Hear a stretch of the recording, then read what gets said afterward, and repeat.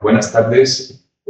A continuación vamos a seguir hablando de nuestro proyecto Entre Paseos de la Asociación Argaña en la Madera de la Reina.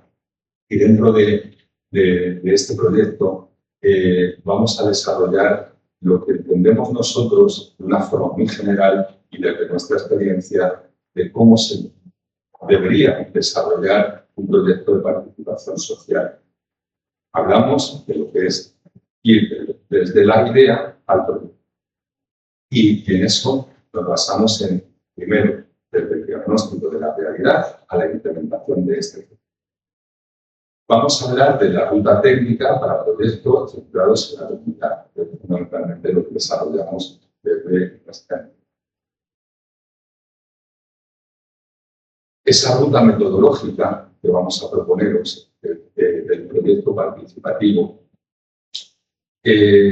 vamos a detallarla, pero para empezar quería centrarme en lo que es un proyecto participativo a diferencia de otros tipos de proyectos de carácter social. El proyecto participativo fundamentalmente se basa en que no vamos a trabajar solo los técnicos de las asociaciones, sino que vamos a contar en todo momento con la participación de las personas que forman parte del entorno, del barrio, de aquel lugar donde nosotros queremos trabajar o estamos trabajando. Ojo, lo importante es que participamos todos desde el primer momento, desde la planificación.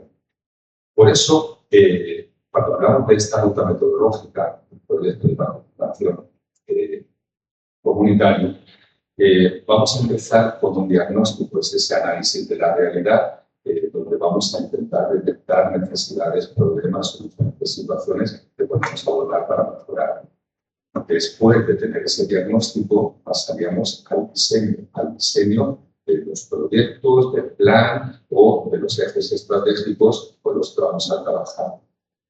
De ese diseño pasamos a la planificación en cuanto a ver calendarios, tiempos, momentos en los que vamos a ir al siguiente paso, que sería la implementación de eso que estamos planificando. Y por último, y no menos importante, claro, es la sostenibilidad de ese proyecto, de esa implementación que hemos hecho con la evaluación, para ver dónde podemos ajustar, dónde podemos mejorar, dónde tenemos los aciertos y dónde podemos nosotros. Eso es una forma básica para entender lo que significa cada uno de estos momentos o fases de la implementación, ¿no? Es, dentro del diagnóstico de la realidad, ¿qué es un diagnóstico social? Para nosotros entendemos que es un análisis sistemático de la realidad. Es decir, vamos a analizar la realidad, pero con un sistema ya planificado, con unas herramientas que ya hemos preparado, con objetivos, con un objeto de estudio que nos hemos planteado al principio para saber qué es lo que queremos ver, qué es lo que queremos observar, qué es lo que queremos diagnosticar. También es una identificación de problemas, una identificación de actores y una identificación de recursos. Nos sirve para todo eso el método del diagnóstico, para ver los problemas que hay, las necesidades, conocer esa realidad, lo que hay, lo que falta.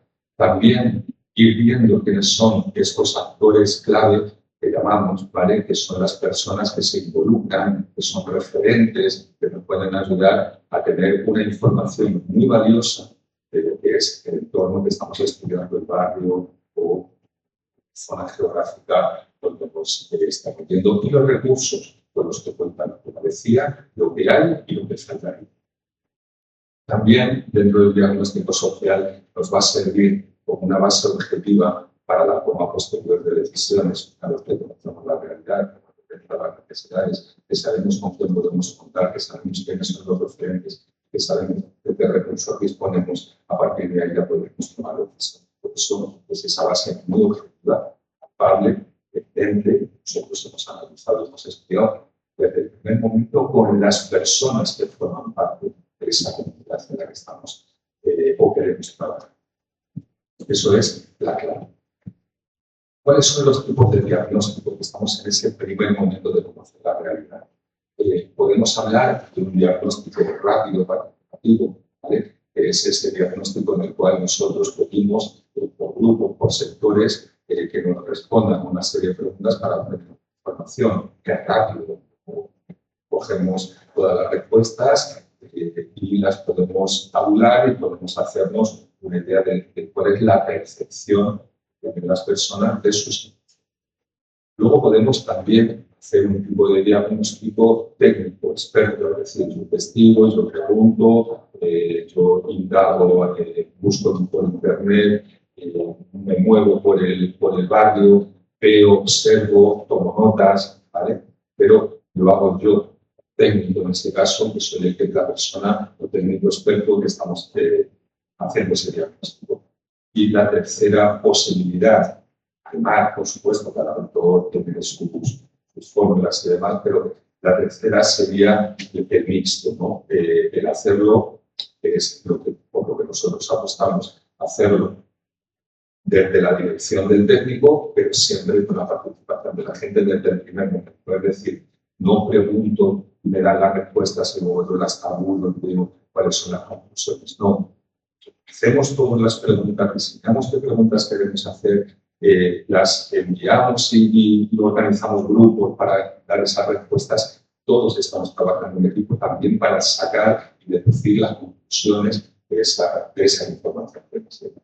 Esa es fundamentalmente la principal herramienta que tenemos en los proyectos participativos, las personas con las que vamos a trabajar desde el primer momento. Entonces, como herramienta del diagnóstico, por citar alguna, podemos decir el análisis de los actores, ¿no? Que son estas personas referentes que desde el primer momento, vecinos y los clientes en el barrio, que nos ayudan a plantearnos las preguntas, a respondernos las preguntas, a analizar las situaciones. Nos van a llevar a sitios que de otra manera no podríamos encontrar nosotros. Eso es la gran riqueza, ¿no? En cuanto a la calidad de las respuestas y de la información que vamos a obtener. Podemos ver a modo de técnica un árbol de problemas y de objetivos, es decir, vamos a ramificar cuáles son los problemas, cuáles son las situaciones, las circunstancias, cuáles son las causas de esos problemas, cuáles son las posibilidades que tenemos, etc. Un mapeo también es otra herramienta que podemos utilizar en el diagnóstico, un mapeo territorial y sociocomunitario, dependiendo del tema que estamos abordando, del tema que estamos trabajando, nosotros podemos, vamos a decir, ir a los lugares, in situ, ver, reconocer cuál es la realidad de ese lugar y ir haciendo un mapa de dónde están los puntos, depende de lo que estamos estudiando, más conflictivos, dónde están los problemas, etc. ¿Vale? También podemos utilizar entrevistas y grupos focales para focalizar un tema, para que nos den un tipo de respuesta sobre algo más concreto, la matriz DAFO, de todos conocidos, ¿no? Porque analizamos las debilidades, amenazas, fortalezas y oportunidades que nos ofrecen ese entorno de la situación que estamos estudiando. Son algunas, ¿vale? Simplemente para que visualicemos cuál es ese trabajo que nosotros desarrollamos desde el comunitario. ¿Cuáles son los resultados que nosotros tenemos que buscar en el diagnóstico? ¿Qué es lo que nos tiene que aportar a nosotros el diagnóstico? Pues, en principio, esos problemas o esas situaciones de dificultad, ¿vale? Y además tenemos que definirlas y priorizarlas. Ver qué es lo que se necesita antes o qué es lo que se puede hacer en primer lugar, qué pasos hay que dar para poder hacer una segunda cosa, y así sucesivamente, ¿no? Esos problemas tenerlos identificados, definidos y priorizados. Acciones que se pueden hacer ya a corto, a medio y a largo plazo. Luego, el resultado del diagnóstico también nos tiene que dar quiénes son esos actores y actrices claves y las relaciones que tenemos que tener con ellos, ¿no? Vincularnos para que sean nuestra principal herramienta, ¿no? Las personas, el principal recurso que vamos a tener son las personas que conocen el barrio, que viven el barrio, que viven la situación, que viven los problemas. También nos tiene que aportar como información ese diagnóstico cuáles son los recursos disponibles con los que podemos empezar a trabajar. También puede aportar qué recursos nos harían falta que no están disponibles, pero lo que necesitamos para poder abordar lo que nos plantea, ¿vale? También nos tiene que dar una información, ese diagnóstico, sobre cuáles son los riesgos sociales, ¿vale? Si hay riesgos, pues ya estamos dentro de una exclusión social, dentro de la vulnerabilidad o de alguna circunstancia donde ya tenemos que intervenir de una forma. Y además nos tiene que aportar, información, las expectativas y necesidades que tiene la comunidad. Es esa percepción de la propia comunidad de cómo viene por su realidad, qué expectativas tienen, cuáles son las necesidades que quieren cubrir cuanto antes, como decía antes, otro ámbito claro. Todo eso son 5 puntos clave que debemos obtener en el diagnóstico que hagamos de un proyecto que queramos luego implementar.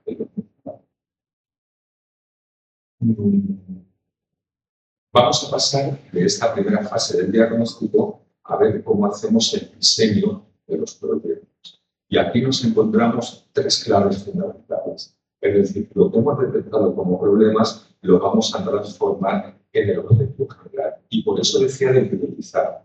Vamos a hacer proyectos o vamos a dar pequeños pasos y clave para ir consiguiendo pequeñas cosas. Es decir, vamos a ser realistas, vamos a ser objetivos, vamos a ver cuál es el primer problema que tenemos que abordar y eso lo convertimos en el objetivo, ¿vale? Que vamos a perseguir y vamos a intentar conseguir, ¿vale? Ese problema, erradicarlo o subsanarlo o minimizarlo.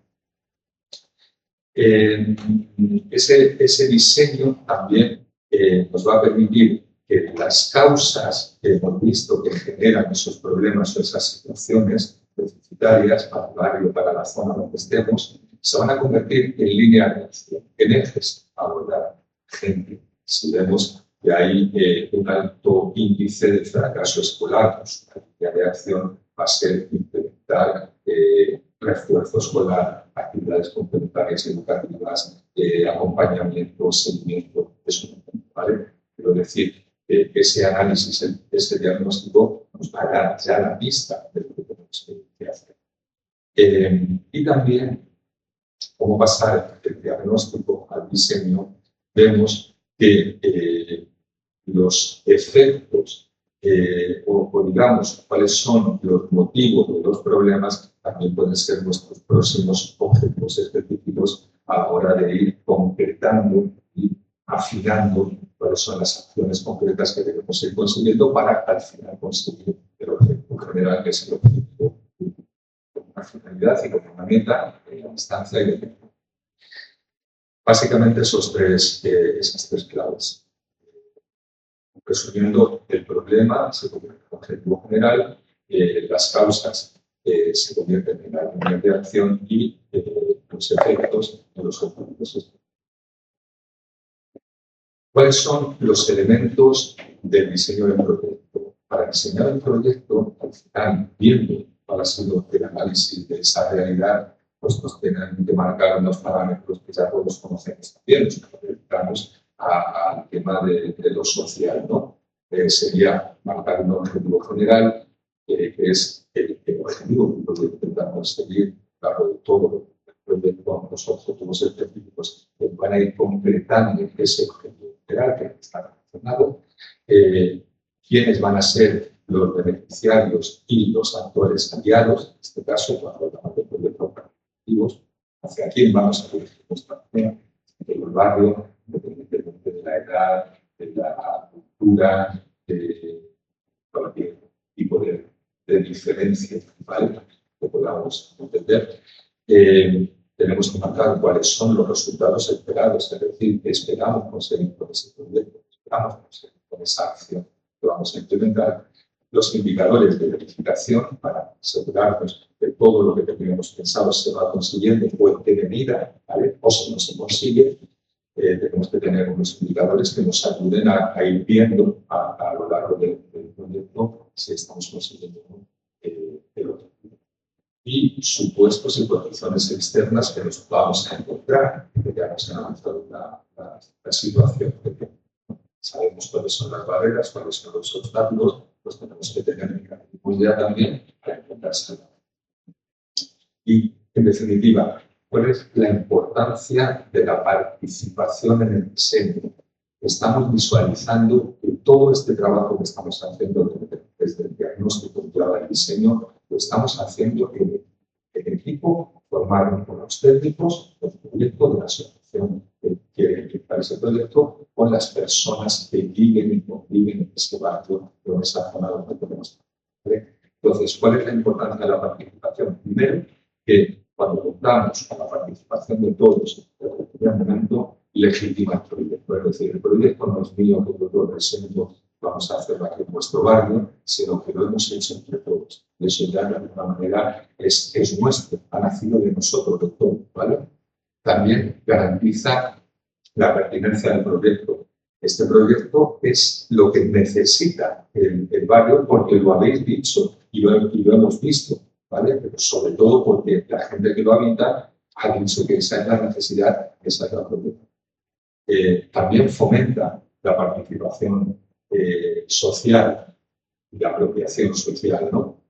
Porque es nuestro, lo que decíamos antes, si ha salido de mí, pues ya es una parte mía, ya el compromiso que tengo adquirido ya es inherente a las ideas y a todas las reuniones que hemos producido.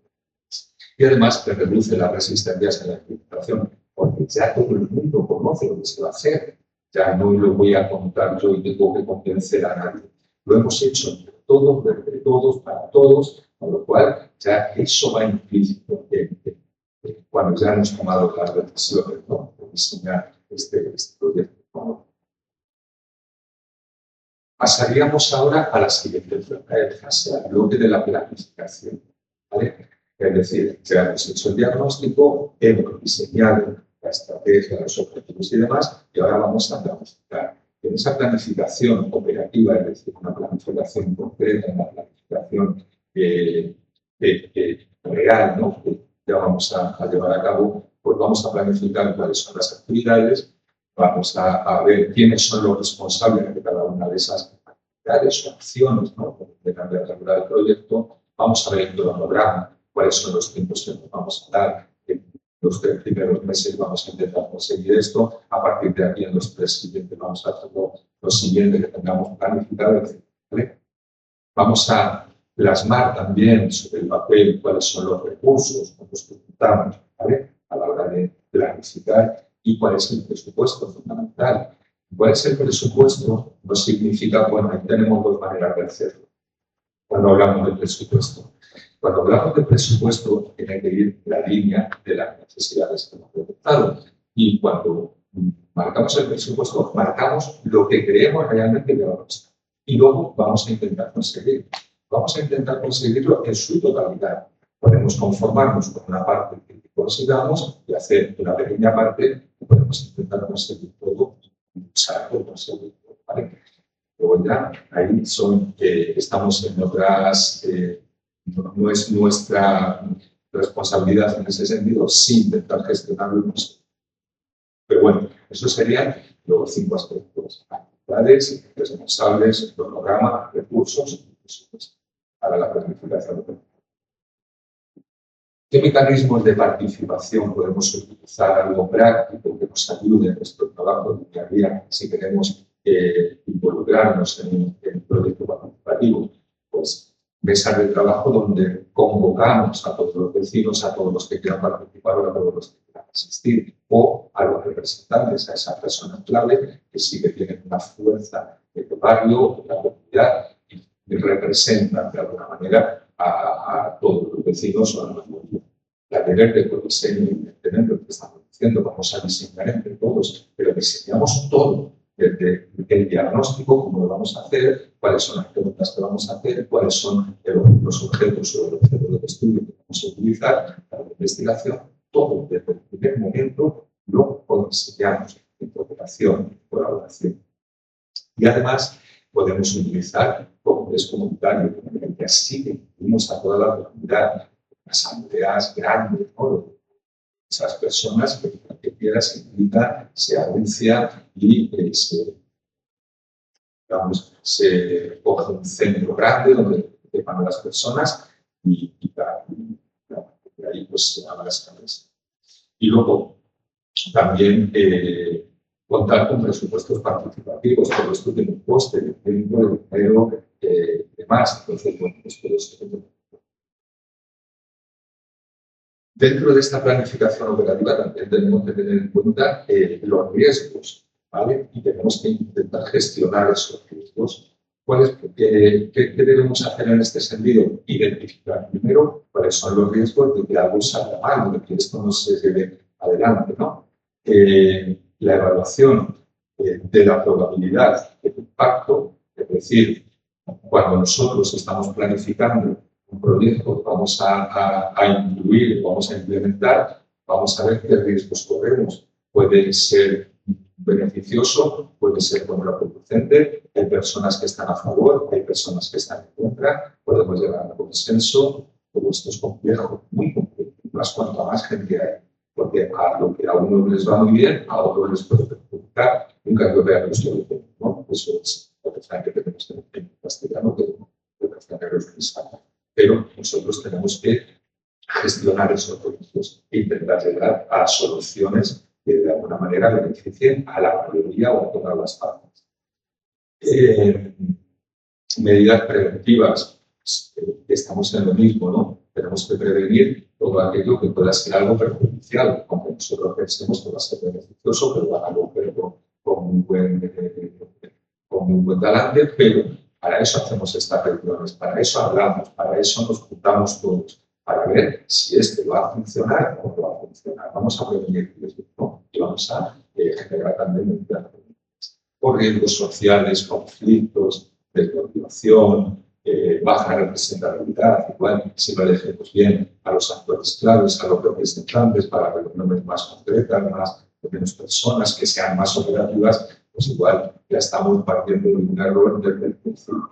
Entonces, todo eso también son riesgos que corremos a la hora de abordar un proyecto comunitario. No es fácil, es muy complejo. Muy complejo llegar a acuerdos, es muy complejo poner puntos que en principio son discrepantes, ponerlos en común. Hay que dedicar mucho tiempo, hay que dedicar mucho esfuerzo y hay que dedicar recursos.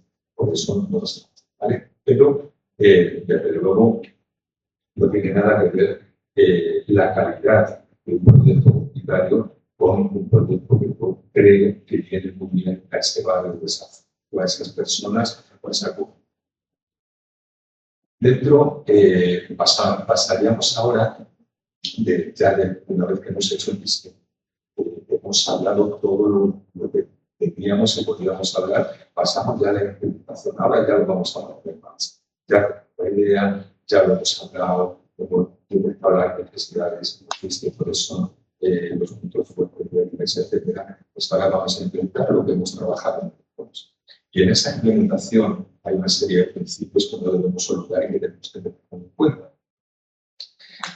Como por ejemplo la transparencia, que todo el mundo sepa lo que se va a hacer, por qué se va a hacer, de dónde viene lo que se va a hacer, ¿no?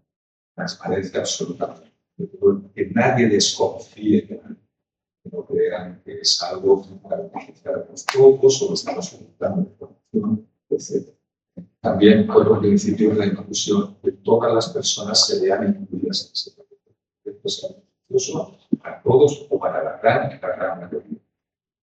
Otra clave en este sentido, otro principio para la comunicación es una comunicación constante, que sea fluida, bidireccional, que todos podamos hablar, que hayamos establecido esos mecanismos, esas rutas de comunicación, que sepamos cómo debemos dirigirnos unos a otros, hayamos establecido eso. Y además, el cuarto principio o la cuarta clave es la corresponsabilidad entre las personas que conviven, los vecinos, ¿vale? La comunidad en general y los técnicos. Que seamos corresponsables. ¿De acuerdo? Entonces, asumimos la responsabilidad y asumimos también, digamos, el compromiso, la participación y todo lo que haya que asumir. Pero también nos vamos a encontrar con obstáculos que son habituales, que se repiten en la mayoría de este tipo de proyectos, como es la baja participación, vamos a hacer una convocatoria extraordinaria, vienen muy poquitos, vienen lo que siempre. vamos a encontrar los conflictos internos, la convivencia es difícil, y cuando estamos trabajando en una zona donde estamos trabajando con vecinos, hay vecinos que se llevarán muy bien y hay vecinos que han podido tener algún problema unos con otros, entonces vamos a encontrar los conflictos. Eso no tiene que asustar, sino que tenemos que gestionar, tenemos que llevar a acuerdos, tenemos que ver que tenemos todos objetivos personales, pero que tenemos que encontrar el objetivo común para pensar cuando lo encontramos y empezamos.